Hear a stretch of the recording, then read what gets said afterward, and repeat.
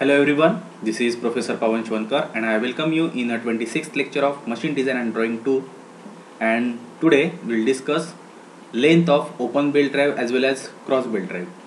Okay, so here is a standard relation for the length for the open belt drive. This is your driver pulley and this is a driven pulley, and what will be the length of this kind of drive, that is a open belt drive, is given. So let us discuss the figure first. So this is a driver pulley and this is driven pulley. Okay, and R1 considered as a radius of driver pulley and the R2 considered as a radius of driven pulley, and the x is the distance of center of driver and driven pulley. तो distance रहेगा आपका ये x. Okay, बाकी और बहुत सारे notations यहाँ पे कंसिडर किए हुए हैं, जस्ट लाइक ये पॉइंट E और G है यहाँ पे. So whenever belt E is bound run over the pulleys, so जो कॉन्टैक्ट पॉइंट रहेगी बेल्ट और पुली का फर्स्ट कॉन्टैक्ट पॉइंट वो रहेगा यहाँ पे G और E सपोज, क्योंकि ये पुली का डायमीटर कंपेरेटिवली थोड़ा सा ज़्यादा है एज कम्पेयर टू ड्रिवन पुली. और यहाँ पे ड्रिवन पुली में जो पॉइंट F शो किया है, F यहाँ पे और H, these are the point where belt is touching to the driven pulley. Okay, तो यहाँ पे देखो एक्सिस से पीछे है यहाँ पे टचिंग पॉइंट और यहाँ पे एक्सिस से थोड़ा सा पहले है, because of the difference in the diameter of pulleys. So what we have considered R1 and R2 as radii of larger and smaller pulley. X क्या था?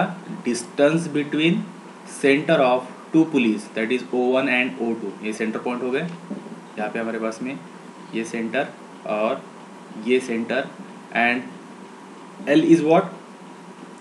Total length of the belt. तो अगर open belt drive है तो उस case में length of belt क्या रहना चाहिए, इसका एक्चुअली डेरिवेशन है कंप्लीट, लेकिन वो हमारे काम का नहीं है. मैं डायरेक्टली लेंथ का जो स्टैंडर्ड रिलेशन है वो पता होना चाहिए in terms of radius as well as in terms of diameter. So in terms of radius, length of open belt drive L is pi in bracket R1 plus R2 plus 2x plus R1 minus R2 bracket square by x. तो ये हो गया in terms of pulley radii. और if we replace your radius by d by 2, then you will get length of belt in case of open belt drive bye 2 d1 plus d2 plus 2x plus d1 minus d2 bracket square bye 4x. Okay, so directly when we solve the numerical and when we need to solve or the calculate length of belt in case of open belt drive, we'll use direct relation. So same relation is given for cross belt drive, वो भी हम देखते हैं. So here is the length of cross belt drive. तो फिर से diagram same ही है, बस यहाँ पे जो बेल्ट ड्राइव है वो क्रॉस है, यहाँ पे दिख रहा है आपको, ये क्रॉस है यहाँ पे. तो ये हो गया आपका ड्राइवर पुली और ये रहेगा driven pulley. Okay, again O1 and O2 will be the centres for driver and driven pulley respectively. Then R1 and R2 with the radius. So R1 and R2 क्या है, ये रेडियस है और radii of driver and driven pulley. Then x, what will be the x? X is a distance between the centers O1 and O2. And if we consider a length L as a length of cross belt drive, तो यहाँ पे थोड़ा सा change है, पाई R1 plus R2 plus 2x R1 plus R2 bracket square by x. तो देखो ये relation में सिर्फ और सिर्फ माइनस का डिफरेंस है. ओपन बेल्ट में ये R1 minus R2 bracket square था और क्रॉस में ये प्लस है. That is the only difference. So in terms of radius, pi in bracket R1 plus R2 plus 2x plus R1 plus R2 bracket square by x. and in terms of diameter relation is pi by 2 bracket में d1 plus d2 plus 2x plus d1 plus d2 bracket square by 4x. Okay, so by using this relation or the equation we can calculate length of open belt drive and cross belt drive, particularly belt length. Okay, now the next point or the part to be discussed is power transmitted by the belt. So let us discuss this. जब हमने shaft के numerical solve किए थे तब हमने direct relation use भी किया था. ओके, टेंशन वाला, तो T1 minus T2 into are. ठीक है, तो उसी पे मैक्सिमम डिपेंड करेगा. तो again this is a in the diagram, this is a driving pulley and this is a driven pulley. T2 indicates tension in slack side of the belt and T1 indicates tension in tight side of the belt drive. Okay, तो ये open belt drive है सीधा सीधा, और यहाँ पे tension दिखा है T1 T2. So figure showing driving pulley and driven pulley. As already discuss, driving pulley pulls the belt from the one side and delivers it to the other side. तो क्या डिस्कस किया था हमने कि tension tight side below side में क्यों रहेगा ज़्यादा, क्योंकि it is assume that belt क्या कर रहा है, या फिर ड्राइवर क्या कर रहा है, ड्राइवर पुली बेल्ट को ड्रिवन पुली से इस साइड में खींच रहा है, पुल कर रहा है, इसलिए फिर बॉटम साइड में टेंशन ज़्यादा रहेगा, और यही स्पीड वो डिलीवर कर रहा है ड्रिवन पुली को. सो अपर साइड में यही टेंशन कम रहेगा. So that's why tight side bottom में और स्लैक साइड अपर साइड में रहेगा. Okay, so T1 and T2 are the tension in tight side and the slack side. R1 and R2 are the radius of the driving and driven pulleys, and V with the velocity of belt in meter per second. Okay, so work done can be given as per second T1 minus T2 into V. Okay, and the power transmitted will be T1 minus T2 into V. Work done and the power. So over and the same thing. So T1 minus T2 into V रहेगा. Okay. The little consideration will show that torque exerted on a driving pulley, मतलब ये हो गया power transmitted. Torque transmitted कितना रहेगा, जो हमने belt के लिए जब हमने शाफ्ट की प्रॉब्लम डिस्कस किए थे, सॉल्व किए थे, तब हमने टेंशन डिस्कस किया था और टॉर्क ट्रांसफर डिस्कस किया था. T इज इक्वल टू वो लिया था हमने T1 minus T2 into radius R. तो R1 और R2 depends on the pulleys. Okay, तो ड्राइवर पुली के लिए R1 रहेगा और ड्रिवन पुली के लिए R2 रहेगा. तो it will be the torque exerted by the pulley and this is the power transmitted. Okay, now the next and important part,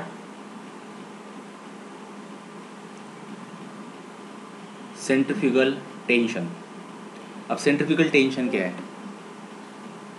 diagram में कोई एक पुली आपको शो की है. सपोज ये हमने कंसिडर किया है ड्राइवर पुली, सपोज. ओके, ड्राइवर पुली. नाउ FC हम शो कर रहे हैं, एक सेंट्रीफ्यूगल फोर्स एक्ट हो रहा है. वो कैसे एक्ट होगा, तो सपोज बेल्ट का जितना पोर्शन, सपोज बेल्ट का इतना पोर्शन सपोज पुली पे बाउंड है. हमने कंसिडरेशन में और डिस्कशन में बस इतने पोर्शन लिया सपोज. तो पॉइंट हो गया यहाँ पे P और Q. Okay, so angle covered by that portion is d theta. Okay, that's it. और ये एंगल वर्टिकल से जितना हो रहा है, मतलब टेंजेंशियल टेंशन जो हमने लिया, सेंट्रीफ्यूगल टेंशन TC से हम डिनोट कर रहे हैं, तो टेंशन का वर्टिकल एक्सिस से जो एंगल शो हो रहा है वो d थीटा है सपोज. मतलब कंप्लीट एंगल यहाँ पे d थीटा है, तो ये एंगल बनेगा d theta by 2 and d theta by 2 half angle बनेगा. मतलब ये एंगल का ये आधा एंगल और आधा एंगल यहाँ पे सेम, ये भी सेम ही रहेगा. Okay, now since the belt continuously run over the pulleys, therefore some centrifugal force is caused whose effect is to increase the tension on both tight side as well as the slack side. The tension caused by centrifugal force is called centrifugal tension, कि belt जब पुली पे bound है तब definitely particular centrifugal force act होगा, okay. और centrifugal force हमेशा outward direction में act होता है, रेडियस से और सेंटर पॉइंट से। सो वो चांसेस ज़्यादा रहते हैं कि बेल्ट पुली से नीचे उतर जाएगा, ओके। सो और ये कब होगा, जब पर्टिकुलर स्पीड से वो एक्सीड करेगा। तो जैसे दिया भी है होगा यहाँ पे लिमिट कि at lower belt speed less than 10 metre per second centrifugal tension is very small, है ना, क्योंकि उतना सेंट्रीफ्यूगल फोर्स क्रिएट ही नहीं होगा। अगर स्पीड 10 मीटर पर सेकंड से ज़्यादा हो रही है तो सेंट्रीफ्यूगल फोर्स ज़्यादा से ज़्यादा क्रिएट होगा और ज़्यादा चांसेस है आपका बेल्ट पुली से ड्रॉप आउट हो जाए, okay. So effect is considerable and this should be taken into account. So what is given or what is discussed here कि whenever belt is wound over the pulley, okay, and if it run more than 10 meter per second, so centrifugal force is created and it tries to move out the belt from the pulley, okay। तो actually जैसे centrifugal force create हो रहा है तो वो belt में tension ज़्यादा create कर रहा है और दोनों साइड में ज़्यादा क्रिएट करेगा, विदर इट इज़ अ टाइट और दी स्लैक साइड। तो दोनों साइड में वो सेंट्रीफ्यूगल जैसे जैसे बढ़ेगा वैसे वैसे बेल्ट का जो टेंशन है वो बढ़ेगा, ओके। तो tension cause by centrifugal force, और जो टेंशन ये सेंट्रीफ्यूगल फोर्स की वजह से जनरेट हो रहा है इस टेंशन को बोलेंगे हम centrifugal tension, because the tension is created or the produced by centrifugal force when the pulley runs more than 10 metre per second, okay. तो अगर सपोज पुली स्पीड और belt speed 10 metre per second से ज़्यादा है तो you should consider centrifugal tension, otherwise it can be neglected, okay।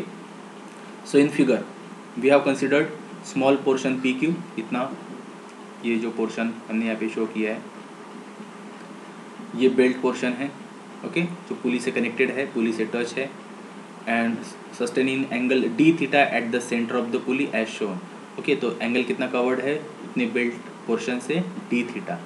Now suppose let m is a mass of the belt per unit length, okay. m हमने use किया suppose mass के लिए, v use किया है linear velocity of belt in metre per second के लिए, okay. v है हमारा linear velocity, r will be the radius of pulley over which the belt run in metres, and last one that is a tc, tc के centrifugal tension acting tangentially at point p and q in newton.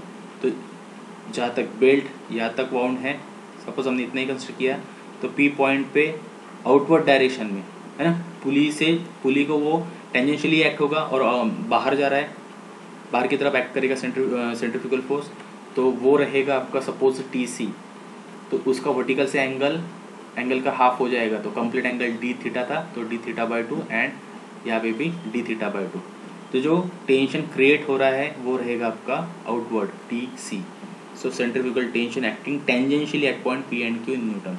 Now we know that length of belt PQ, अब belt PQ की length कितनी है, ये complete area, ये arc कितना है, so radius into angle, तो हमने ले लिया सीधा सीधा बेल्ट PQ की लेंथ क्या है r into D theta, okay, r into D theta, and mass will be multiplied by mass, suppose क्योंकि हमने m को लिया था मास of the belt, so mass of the belt PQ कितना हुआ m into r into D theta, got it, clear.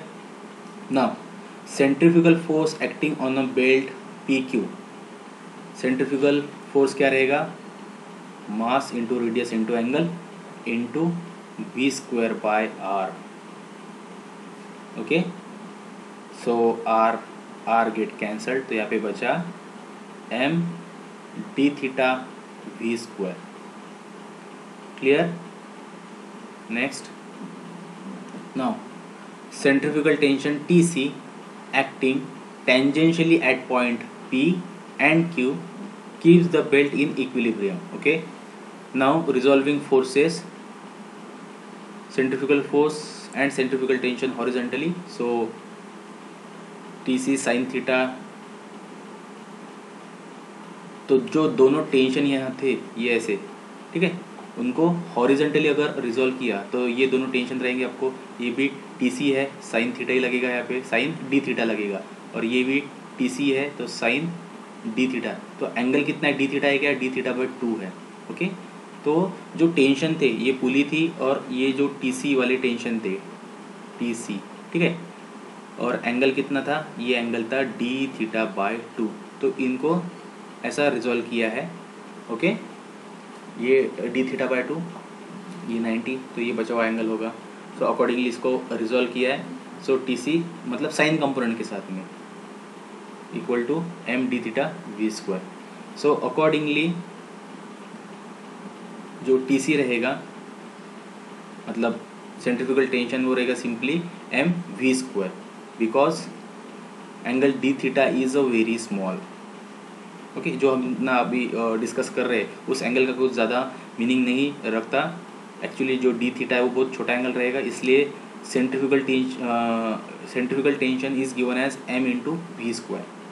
Okay, now special notings are there 1 2 3 1 for when centrifugal tension is taken into account total tension in a tight side।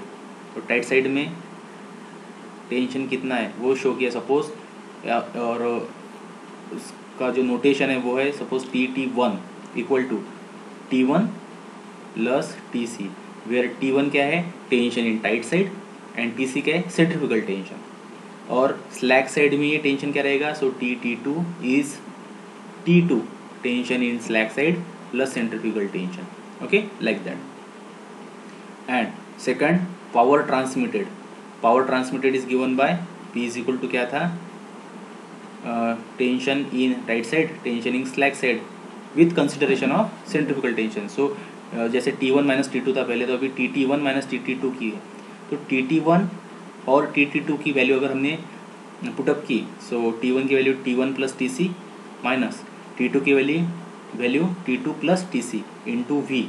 So TC simply cancel हो जाएगा plus और minus के साथ में, तो यहाँ पे finally क्या हो जाए फिर से T1 minus T2 into V, जो लास्ट फॉर्मूला हमने डिस्कस किया था अभी यहाँ पे इससे पहले की स्लाइड में,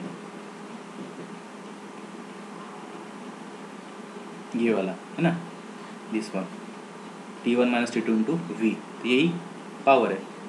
तो आपने सेंट्रीफ्यूगल टेंशन अगर कंसिडर किया तो भी पावर ट्रांसमिटेड वाला फॉर्मूला सेम ही है, because TC will get cancelled, okay. And the last one ratio of driving tension में भी अल्सो रिटर्न एज, देखो याद आता होगा तो हमने ये भी फॉर्मूला जब हमने शाफ्ट के प्रॉब्लम सॉल्व किए थे और स्पेशली वो बेल्ट ड्राइव्स के थे, है ना, पुली वाउंडेड विद बेल्ट, तो हमने टेंशन के लिए एक फॉर्मूला ये मतलब टॉर्क के लिए एक फॉर्मूला ये T1 minus T2 into R, ये फॉर्मूला था टॉर्क वाला, और दूसरा एक रिलेशन था हमारे पास में 2.3 log T1 by T2 is equal to mu theta.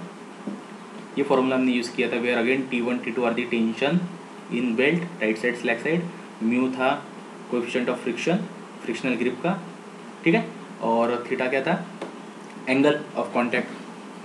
सो यहाँ पे बस अभी जो सेंट्रीफ्यूगल टेंशन है उसमें से माइनस हो रहा है, okay. So formula again same है 2.3 log T1 minus TC and Tt2 minus TC is equal to mu into theta, where Tt1 is maximum or total tension in belt and Tt2 will be the, वो भी क्या रहेगा maximum or total tension in the belt, and Tt2 will be the minimum or minimum tension in the belt, ठीक है। वैसे तो ये tight side के लिए है, तो डेफिनेटली Tt2 क्या रहेगा वो स्लैक साइड के लिए रहेगा with consideration of centrifugal tension, okay. Now the next part is maximum tension in a belt. तो मैक्सिमम टेंशन क्या रहेगा बेल्ट में, सो to consider maximum tension we need to consider maximum stress in the belt, okay. Little consideration will show that maximum tension in the belt T is equal to the total tension in the tight side of the belt, okay। तो maximum tension मतलब among the two, जैसे पुली है और belt है, तो यहाँ पे हमने डिस्कस किया T1 मतलब मैक्सिमम टेंशन और tension in tight side tension in slack side, तो ये मिनिमम टेंशन हुआ, ये मैक्सिमम टेंशन हुआ। तो मैक्सिमम टेंशन के लिए आपको सीधा सीधा टाइट साइड वाला जो टेंशन है वही कंसिडर करना है, ओके। सो कंसिडरेशन क्या क्या है, sigma is a maximum safe stress, maximum stress in what, belt material, okay, belt material. V is what, width of the belt and T is what, thickness of the belt. Now maximum tension in a belt T, वैसे तो हमें पता है force क्या रहता, force is stress into area, okay. So tension is kind of the force, so will be stress into area. तो stress है belt tension में, एरिया क्या है, बेल्ट का area, so simply b into t, width into thickness, cross sectional area अगर consider करना पड़ेगा तो यहाँ पे इसलिए हमने फॉर्मूला लिखा, टेंशन और the maximum tension in the belt will be maximum stress into cross sectional area of the belt will be stress, और ये एरिया, तो ये हो गया आपका maximum tension, okay. And when centrifugal tension is neglected, तो simply वो T1 ही रहेगा, जैसा T1 प्लस TC था ना, तो अगर ये निगलेक्ट किया तो बस T1 बचेगा, अगर उसको कंसिडर किया then centrifugal tension is considered, it will be T1 plus TC, okay. So these are the data required for solving the numericals when numericals given on the belt. तो इसमें बहुत सारी चीज़ें, जैसे वेलोसिटी रेशियो से हमने start किया था, उसके बाद में हमने slip of belt, then creep of belt, then velocity ratio हो गया था, उसके बाद में हमने सेंट्रीफ्यूगल टेंशन, मैक्सिमम टेंशन, ठीक है, पावर ट्रांसमिटेड, ये सब चीज़ें हमने डिस्कस की. तो इतनी सारी चीज़ें हमें डिज़ाइन करनी है, उसकी वैल्यूज़ निकालनी है जब हम प्रॉब्लम सॉल्व करेंगे बेल्ट पे, okay. So will stop here, thank you.